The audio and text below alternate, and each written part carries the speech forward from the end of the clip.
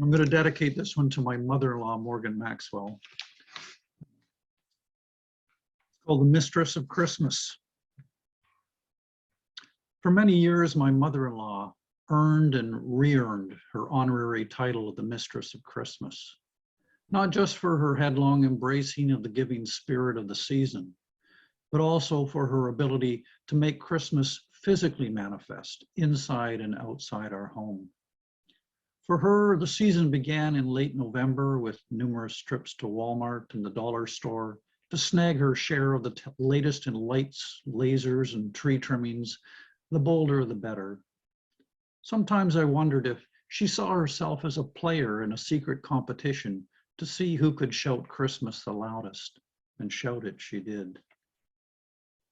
By the 1st of December, she'd be hounding me to drag the boxes out of the crawl space so she could start sorting and planning the strategy for the year. Though in the end, the performances varied only in what had been added to the mix.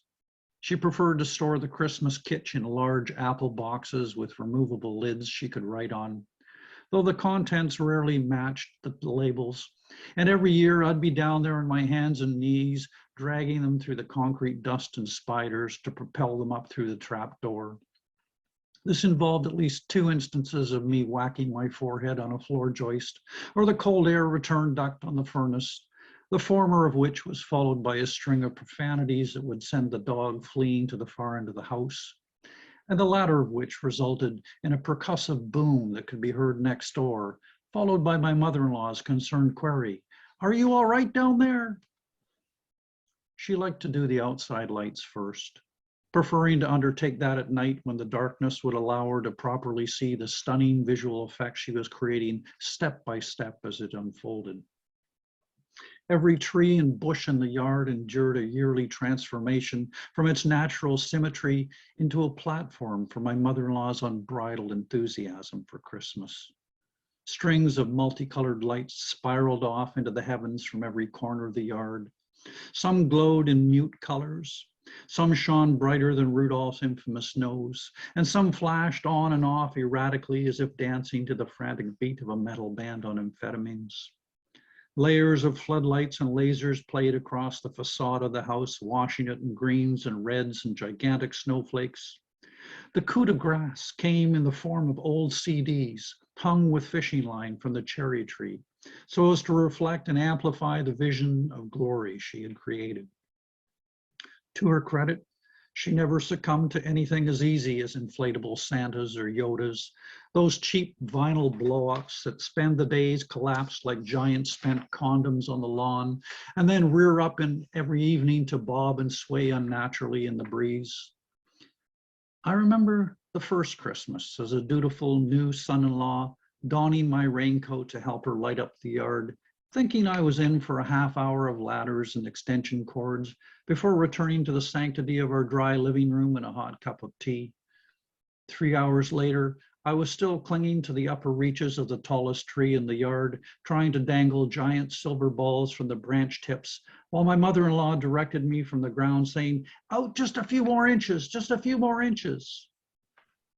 As I finally dropped down out of the branches to feel the ground beneath my shaky legs, I turned around just in time to see the neighbor standing in the roadway with his hands in his coat pockets and his toque snugged down over his ears. Our symphony of lights played across the contours of his face as he sized me and all our decorations up in one look and said, "Are you done yet?" Rather than responding, I looked beyond him to his box-shaped bungalow with a single string of muted blue lights standing tall in a perfect straight line along his eaves trough, and tried not to imagine what he was thinking. One would expect that after the orgy of color and kitsch on the front lawn, my mother-in-law would be content with a more sedate tree indoors. But hey, she's not called the Mistress of Christmas for nothing. We just sold one of the 3 fake trees that has graced our living room over the years. It was called a flocked tree with built-in lighting and faux frosting on the tips of the branches. For a fake tree, it didn't look half bad on its own without any extra adornments. But for my mother-in-law, a Christmas tree was not a Christmas tree, unless it rendered your home visible as you drove down the hump into town at night. extra strings of lights wound back and forth like garter snakes balling up in spring to mate. Suffice it to say, we never had any trouble reading the to and from stickers on the presents under the tree, even at night. As if the lights weren't enough, every branch bent with the weight of multiple balls, glass icicles, snowmen, and even an occasional ceramic pickle. Garlands spiraled around the outer reaches of the tree, threaded through, between, and over the ornaments. On the top sat a lopsided angel with gauzy fiber optical wings, stony eyes, and frighteningly real-looking hair.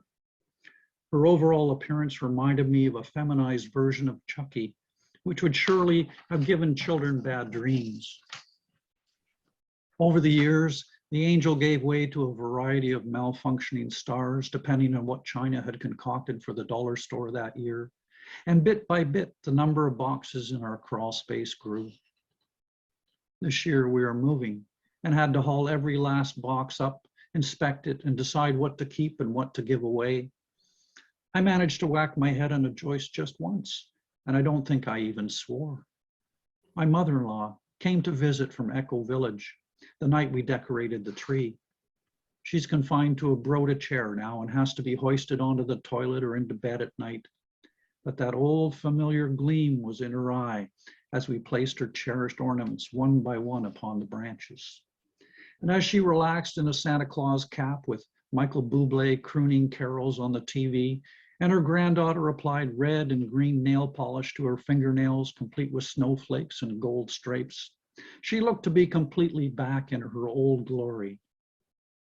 It was almost as if with each fingernail painted, her body was finally becoming the manifestation of a Christmas she had strived for all those years, without the need for artificial lights.